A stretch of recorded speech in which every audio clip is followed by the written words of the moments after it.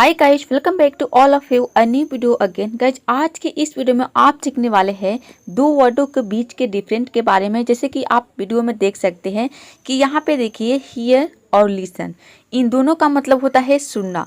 तो आपको कैसे पता चलेगा कि कब हम हेयर का यूज करते हैं और कब लिसन का यूज करते हैं सुनने के सेंस में। उसी तरह से है ब्रेक और प्लग, इन दोनों का मतलब होता है तोड़ना। रीड और स्टडी, इन दोनों का मतलब होता है पढ़ना। नेक्स्ट है वॉइस और साउंड, इन दोनों का मतलब होता है आवाज़। तो इन सभी के बारे में आज की इस वीडियो में। अगला है बाई और परचेज। बाई और परचेज, इन दोनों का मतलब होता है खरीदना। विजिट और गो, दोनों का मतलब होता है जाना। तो इन सभी वर्ड के आज के इस वीडियो में डिफरेंट के बारे में समझेंगे, जिससे कि आपको अंग्रेजी पढ़ने, लिखने और बोलने में बहुत ही हेल्प मिलेगा। तो चलिए बिना किसी देरी के वीडियो को स्टार्ट करते हैं। गाइज, आज का ये वीडियो यदि आप इंग्लिश लर्नर हैं तो बहुत ही हेल्पफुल होने वाला है आपके लिए। तो बने रहेगा वीडियो के एंड तक, वीडियो की स्किप मत करिएगा। तो चलिए वीडियो को स्टार्ट करते हैं। गाइस, यदि आप इंग्लिश पढ़ना, लिखना या फिर बोलना सीखना चाहते हैं तो आपको वर्डों के बारे में सही जानकारी होना आपके लिए आवश्यक है। क्योंकि जब तक आप वर्डों को सही उसका मतलब नहीं जान पाएंगे, किसी भी वर्ड का मतलब सही नहीं जान पाएंगे, तो आप उस वर्ड को कॉन्फिडेंस के साथ यूज नहीं कर पाएंगे, नहीं बोल पाएंगे। आप हमेशा कन्फ्यूज रहेंगे कि हम गलत बोल रहे हैं या फिर सही बोल रहे हैं। यदि आपको सही जानकारी प्राप्त हो जाती है तो आप कॉन्फिडेंस के साथ इंग्लिश बोल पाएंगे, पढ़ पाएंगे और लिख पाएंगे। तो सबसे पहला वर्ड है हियर और लिसन, इन दोनों का मतलब होता है सुनना। तो देखिए, हियर का यूज तब करना है जब आपको कोई आवाज़ यानी कि कोई चीज़ सुनाई देता है। यानी कि सुनाई देना, कोई आवाज़ यदि आपको सुनाई दे अपने आप, यानी कि आप उस आवाज़ को सुन नहीं रहे, आपको सुनाई दे दिया, अपने आप सुनाई दे दिया, तो उस वहाँ पे हम हेयर का यूज करते हैं। यानी कि आप उसको सुन रहे हैं। मान लीजिए आपका कान है, कहीं से भी आपके कानों में कहीं से भी आवाज़ आ जाती है, जैसे कि मोबाइल की आवाज़, कोई भी आवाज़ आ जाती है, आप उस आवाज़ को सुन नहीं रहे हैं, वो अपने आप वो आवाज़ आपके कानों में आ गई। तो वैसे आवाज़ के लिए, वैसे सुनाई देने के लिए हम यूज करते हैं हियर। और कोई भी चीज़ यदि आप सुन रहे हैं, यानी कि आप सुन रहे हैं ध्यान से, किसी भी चीज़ को आप ध्यान से सुन रहे हैं, तो वहाँ पे आप लिसन का यूज़ करते हैं। तो देखिए, यहाँ पे एग्जांपल से आप समझ जाएंगे। मुझे बाहर से शोर की आवाज़ सुनाई दी। अब देखिए, यहाँ पे जो बाहर से शोर की, मान लीजिए आप स्टडी कर रहे हैं और अचानक आपको बाहर से शोर की आवाज़ सुनाई दी। आप उस आवाज़ को सुन नहीं रहे हैं, आप स्टडी कर रहे हैं और अचानक आपके कानों में वो आवाज़ सुनाई दे दिया। तो वहाँ पे आप क्या यूज करेंगे? हेयर का यूज करेंगे, क्योंकि आपको आवाज़ क्या हुआ, सुनाई दे दिया, आप सुन नहीं रहे उस आवाज़ को। तो यहाँ पे हो जाएगा I heard the noise outside. अब देखिए, यहाँ पे नेक्स्ट एग्जाम्पल है, क्या तुम मुझे सुन रहे हो? Can you hear me? अक्सर जब आप फ़ोन पे बात करते हैं तो वहाँ पे आप बोलते हैं कि क्या तुम मुझे सुन रहे हो। अब देखिए, यहाँ पे आप पूछ रहे हैं, यानी कि आप ध्यान से सुन नहीं रहे हैं, आप सिंपली पूछ रहे हैं कि क्या मेरी आवाज़ तुम्हारे कानों में सुनाई दे रहा है कि नहीं दे रहा है। तो यहाँ पे हेयर का यूज होगा, क्या तुम मुझे सुन रहे हो? Can you hear me? मेरी बात सुनो। अब देखिए, यहाँ पे आप बोले हैं मेरी बात सुनो, यानी कि आप बोले हैं कि मेरी बात को ध्यान से सुनो। तो यहाँ पे लिसन का यूज होगा, लिसन टू मी, यानी कि मुझे सुनो या फिर मेरी बात सुनो। मैं म्यूजिक सुन रहा हूँ। अब देखिए, यहाँ पे आप एफर्ट्स डाल रहे हैं, म्यूजिक को आप सुन रहे हैं। यहाँ पे आपको म्यूजिक सुनाई नहीं दे रहा है, अपने आप म्यूजिक को आप सुन रहे हैं, यानी कि आप ध्यान से म्यूजिक को सुन रहे हैं। तो यहाँ पे क्या होगा? लिसन होगा, I am listening to music. तो आई होप आप हेयर और लिसन के बीच के डिफरेंट को समझ गए होंगे। कोई भी आवाज़ आपको अपने आप सुनाई दे देता है, यानी कि सुनाई दे देता है, आप उस आवाज़ को सुन नहीं रहे हैं, तो वहाँ पे आप सुनाई देने के लिए क्या यूज करेंगे? हेयर। और कोई भी आवाज़, कोई भी सॉन्ग आप सुन रहे हैं उसको ध्यान से, तो वहाँ पे सुनाई देने के लिए, आप ध्यान से सुन रहे हैं तो वहाँ पे सुनाई देने के लिए आप यूज करेंगे लिसन। चलिए, तो अब देखते हैं नेक्स्ट वर्ड। तो गाइज, हमारा नेक्स्ट वर्ड है ब्रेक और प्लग। इन दोनों का मतलब होता है तोड़ना।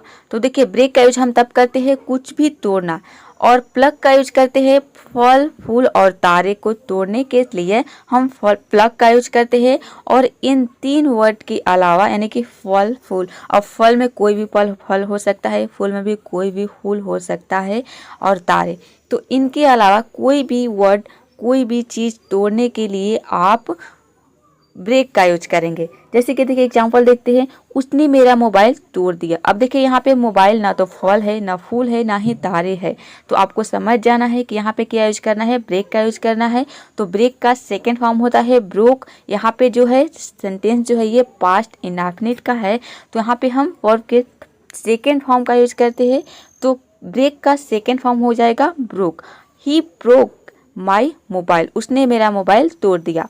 उसने फूल तोड़ा। अब देखिए यहाँ पे फूल तोड़ा, उसने फूल तोड़ा। ही प्लग्ड अ फ्लावर। इसे मत तोड़ना, कोई भी चीज़ हो सकता है, तो आप बोल रहे हैं कि इसे, आप देखिए यहाँ पे इसे मत तोड़ना। मान लीजिए कि आप फूल के सामने खड़े हैं और कोई फूल तोड़ रहा है, और वहाँ पे आप बात करें कि इसे मत तोड़ना, तो यहाँ पे आप फूल की बात कर रहे हैं तो क्या हो जाएगा, प्लग हो जाएगा। लेकिन फूल, फल और तारे के अलावा और कोई चीज़ है जिसे आप बोले हैं कि इसे मत तोड़ना, तो वहाँ पे क्या हो जाएगा, ब्रोक हो जाएगा। Don't broke it. डोंट यहाँ पे ब्रेक होगा, ब्रोक नहीं होगा। वर्ब का फर्स्ट फॉर्म होगा डोंट ब्रेक इट, यानी कि इसे मत तोड़ना। और मान लीजिए आप फूल की बात कर रहे हैं या फिर फल की बात कर रहे हैं, तो यहाँ पे हो जाएगा don't plug it.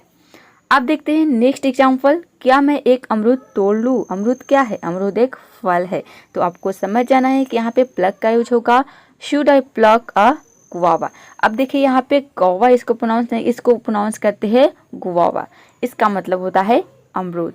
Should I plug a guava, क्या मैं एक अमरूद तोड़ लूँ? तो कोई भी फल या फिर कोई भी फूल का नाम हो सकता है, तो वहाँ पे आप तोड़ने की यदि बात कर रहे हैं तो आप प्लग का यूज करेंगे। और इसके अलावा अब देखिए यहाँ पे पेड़ के पत्ते को भी अब यदि आप तोड़ने की बात कर रहे हैं, यानी कि फल फूल, इसके अलावा पेड़ भी हो सकता है। मान लीजिए पेड़ की पत्तियां आप तोड़ रहे हैं, तो पेड़ के पत्ते के भी तोड़ने के लिए आप प्लग का यूज करेंगे। तो देखिए यहाँ पे प्लग हो जाएगा। और इनके अलावा कोई भी चीज़ यदि आप तोड़ने की बात कर रहे हैं तो वहाँ पे आप ब्रेक का यूज करेंगे। चलिए अब देखते हैं नेक्स्ट वर्ड। तो गाइस हमारा नेक्स्ट वर्ड है रीड और स्टडी। इन दोनों का मतलब होता है पढ़ना। तो देखिए रीड का हम प्रयोग तब करते हैं जब आप नॉर्मली कोई पढ़ते हैं, यानी कि कोई न्यूज़पेपर, किताब, कोई भी न्यूज़पेपर हो सकता है, किताब हो सकता है, कोई भी चीज़ आप नॉर्मली पढ़ते हैं, तो वहाँ पे पढ़ने के लिए हम रीड का प्रयोग करते हैं। लेकिन स्टडी का प्रयोग हम तब करते हैं जब आप कोई कंप्लीट कोर्स करते हैं। जैसे कि मान लीजिए कि आप 9th क्लास में है, 10th क्लास में है, तो 10th क्लास में आप कंप्लीट कोर्स कर रहे हैं। अब देखिए यहाँ पे एग्जाम्पल, मैं इंग्लिश पढ़ रहा हूँ। और यहाँ पे देखिए इस सेंटेंस को आप दो तरीके से, यानी कि स्टडी और रीड। मान लीजिए कि आप इंग्लिश का कंप्लीट कोर्स कर रहे हैं, कहीं पे आप इंग्लिश की पूरी कंप्लीट कोर्स कर रहे हैं, कोचिंग ज्वाइन किए हैं, तो वहाँ पे आप क्या यूज करेंगे, कंप्लीट कोर्स के लिए आप स्टडिंग, यानी कि आई एम स्टडिंग इंग्लिश, यानी कि मैं इंग्लिश का कंप्लीट कोर्स कर रहा हूँ, इसका मतलब हो गया। और मान लीजिए कि आप इंग्लिश का किताब लिए हैं और ऐसे ही, यानी कि कोई कोर्स नहीं कर रहे हैं, नॉर्मली आप ऐसे ही पढ़ रहे हैं, उसमें कोई कहानी पढ़ रहे हैं या फिर कोई पोएम पढ़ रहे हैं, तो वहाँ पे आप रीड का यूज करेंगे। आई एम रीडिंग इंग्लिश, यानी कि मैं इंग्लिश पढ़ रहा हूँ, कोई कोर्स वगैरह नहीं कर रहे हैं। नेक्स्ट है, जैसे कि देखिए यहाँ पे आपने यदि पहले या फिर दूसरी क्लास में होंगे तो ये आपको पता होगा कि इस तरह के सवाल आप बोलते थे कि in which class do you study, यानी कि तुम कौन सी क्लास में पढ़ते हो। अब देखिए यहाँ पे पढ़ने के लिए, यानी क्लास में आप पढ़ रहे हैं, तो उस क्लास का आप कंप्लीट कोर्स कर रहे हैं, तो इसलिए यहाँ पे कंप्लीट कोर्स के लिए स्टडी का यूज हुआ है। अब आप आंसर में बोलते हैं कि I study in first class, या फिर आप इस तरह से भी बोलते हैं स्टडी इन क्लास फर्स्ट, या फिर I study in class 7, I study in class 8, यानी कि मैं 8 क्लास में पढ़ता हूँ या फिर मैं 7 क्लास में पढ़ता हूँ। तो यहाँ पे आप क्या कर रहे हैं, उस क्लास का कंप्लीट कोर्स कर रहे हैं, तो इसलिए यहाँ पे स्टडी का यूज हुआ है। तो आपने समझ लिया कि कब रीड का यूज करना है और कब स्टडी का यूज करना है। जब आप कोई कंप्लीट कोर्स कर रहे हैं तो वहाँ पे आप स्टडी का यूज करेंगे, और नॉर्मली न्यूज़पेपर पढ़ रहे हैं या फिर कोई किताब पढ़ रहे हैं, उसमें कोई कोर्स नहीं कर रहे हैं, ऐसे ही लिए हैं और पढ़ रहे हैं, तो वहाँ पे आप रीड का यूज करेंगे। नेक्स्ट वर्ड है वॉइस और साउंड। इन दोनों का मतलब होता है आवाज़। तो देखिए वॉइस का यूज हम करते हैं सजीव, यानी कि कोई सजीव है उसकी आवाज़ आ रही है, तो उस आवाज़ के लिए हम वॉइस का यूज करते हैं। और निर्जीव, यानी कि कोई निर्जीव वस्तु है, जैसे कि मोबाइल हो गया, आपका टीवी हो गया, तो उस उसके जरिए कोई आवाज़ आ रहा है तो वहाँ पे निर्जीव हो गया, मोबाइल आपका क्या है, निर्जीव है। अब यहाँ पे आप सोचेंगे कि मोबाइल में हम मूवी देख रहे हैं तो वहाँ पे जो बोल रहा है यानी कि जो भी बोल रहे हैं तो वहाँ पे वो तो सजीव है। तो आप उसको ना देखें, आप ये देखें कि एक निर्जीव वस्तु के माध्यम से आप उसको मूवी को देख रहे हैं। तो जो साउंड आ रहा है मोबाइल के जरिए ही साउंड आ रहा है, मोबाइल के जरिए ही आप उस आवाज़ को सुन रहे हैं। तो इसलिए मोबाइल या फिर टीवी किसी भी निर्जीव चीज़ से अगर आवाज़ आ रही है तो वहाँ पे आपको साउंड का यूज करना है। और सजीव, जैसे कि सजीव आदमी हो गया, कोई जानवर हो सकता है, कोई भी सजीव जीव जंतु या फिर मनुष्य हो सकता है, तो वहाँ पे आप वॉइस का यूज करेंगे उसके आवाज़ के लिए। फॉर एग्जाम्पल, मैंने आपकी आवाज़ सुनी। अब देखिए यहाँ पे मैंने आपकी आवाज़ सुनी यानी कि आप मनुष्य की बात कर रहे हैं। आई हर्ड योर वॉइस, तो यहाँ पे वॉइस का यूज होगा, सजीव का बात हो रहा है। मैंने गाय की आवाज़ सुनी, गाय क्या है, गाय भी एक सजीव है। I heard a voice of cow. Next, इस टीवी का आवाज़ बहुत इरिटेटिंग है, यानी कि बहुत ही दिमाग खाने वाला है। इस टीवी का आवाज़ बहुत इरिटेटिंग है। तो यहाँ पे देखिए टीवी की आवाज़ की बात हो रही है, तो टीवी क्या है, एक निर्जीव वस्तु है। तो यहाँ पे साउंड का यूज होगा, the sound of this TV is irritating. तो आई होप वॉइस और साउंड के बीच के भी डिफरेंट आप समझ लिए होंगे। इसमें आपको सजीव और निर्जीव को ध्यान में रखना है। कोई भी सजीव वस्तु, कोई भी सजीव हो तो उसके लिए हम क्या यूज करेंगे, वॉइस। और कोई भी वस्तु निर्जीव हो उसके जरिए यदि कोई आवाज़ आ रही है तो आपको वहाँ पे साउंड का यूज करना है। नेक्स्ट वर्ड है हमारा बाई और परचेज। इन दोनों का मतलब होता है खरीदना। तो देखिए बाई का यूज हम तब करते हैं जब आप लेस एक्सपेंसिव यानी कि बहुत ही कम पैसे में, बहुत ही कम एक्सपेंसिव यानी कि वो महंगी नहीं है, कोई भी चीज़ जो महंगी नहीं है, सस्ती है, वैसी चीज़ को खरीदते हैं। और डेली थिंग्स यानी कि वो डेली यूज करने वाली चीज़ें होती है, वैसी चीज़ को खरीदने के लिए हम क्या यूज करते हैं, बाय। और परचेज का यूज हम एक्सपेंसिव यानी कि महंगी चीज़ों को, और नॉट डेली थिंग्स जो कि आप डेली नहीं खरीदते हैं और वो महंगी चीज़ें होती है, तो वैसी चीज़ को खरीदने के लिए हम परचेज का यूज करते हैं। फॉर एग्जांपल, मैं सब्जी खरीदने जा रही हूँ। अब देखिए सब्जी यहाँ पे डेली खरीदते हैं और ये कोई एक्सपेंसिव चीज़ नहीं है, यानी कि महंगी चीज़ नहीं है। ये आप अपने डेली लाइफ में हर रोज़ यूज करते हैं और इसको हर रोज़ आपको 2 दिन पे या फिर 4 दिन पे खरीदने की ज़रूरत पड़ती है या फिर डेली खरीदते हैं। तो यहाँ पे आपको समझ जाना है कि बाई का यूज होगा। अब यहाँ पे देखिए खरीदने के लिए आप परचेज का भी यूज कर सकते हैं, लेकिन सेंटेंस आपका सही नहीं होगा। I am going two by vegetables. Next है मैंने एक नया कार खरीदा। अब देखिए जो कार है तो कार आप रोज़ रोज़ नहीं खरीदते हैं, और कार लेस एक्सपेंसिव यानी कि सस्ती चीज़ नहीं है, वो एक महंगी चीज़ है। और आप लॉन्ग टाइम यानी कि लंबे समय के लिए खरीदते हैं, बहुत लंबे समय के बाद या फिर लंबे समय तक उसको, एक कार को यदि आपने खरीद लिया तो बहुत लंबे समय तक जाता है और हर रोज़ आपको कार खरीदने की ज़रूरत नहीं पड़ती है। आई परचेज्ड अ न्यू कार। तो यहाँ पे परचेज का यूज होगा। परचेज का सेकंड फॉर्म होता है परचेज्ड, खरीदा, यानी कि मैंने एक नया कार खरीदा, ये हो गया पास्ट इंडेफिनिट टेंस। तो यहाँ पे वर्ब के सेकंड फॉर्म का यूज होगा। ये दोनों वर्ब है, बाय और परचेज।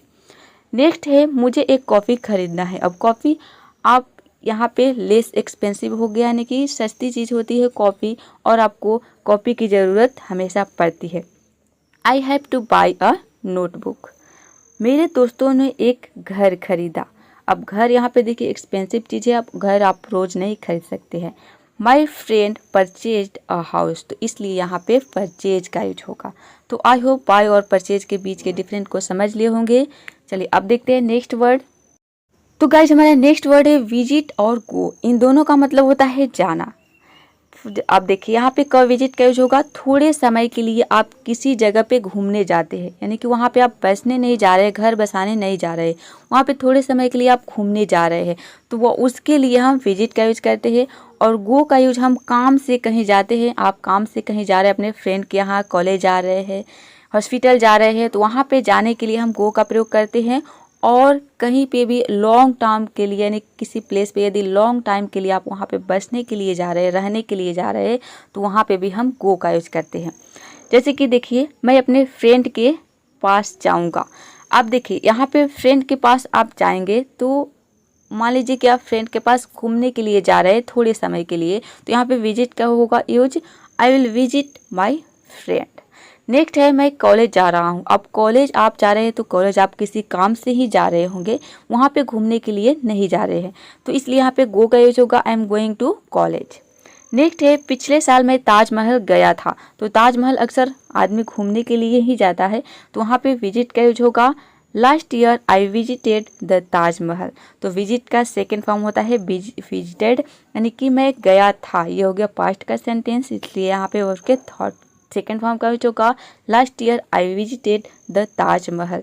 तो विजिट का यूज आपको ये समझ जाना है कि किसी भी प्लेस पे यदि आप थोड़े समय के लिए घूमने के लिए जा रहे हैं तो वहाँ पे आप विजिट का यूज करेंगे, और इसके अलावा सभी जगहों के लिए आप गो का यूज करेंगे, थोड़े समय के लिए, फिर कहीं पे बसने के लिए लॉन्ग टाइम के लिए जा रहे हैं तो गाइज आज के लिए इतना ही। आज का ये वीडियो कैसा लगा कमेंट बॉक्स में ज़रूर बताइएगा, और वीडियो को लाइक शेयर, चैनल को सब्सक्राइब करना बिल्कुल मत भूलिएगा। तो मिलते हैं नेक्स्ट वीडियो में फिर किसी और नए टॉपिक के साथ।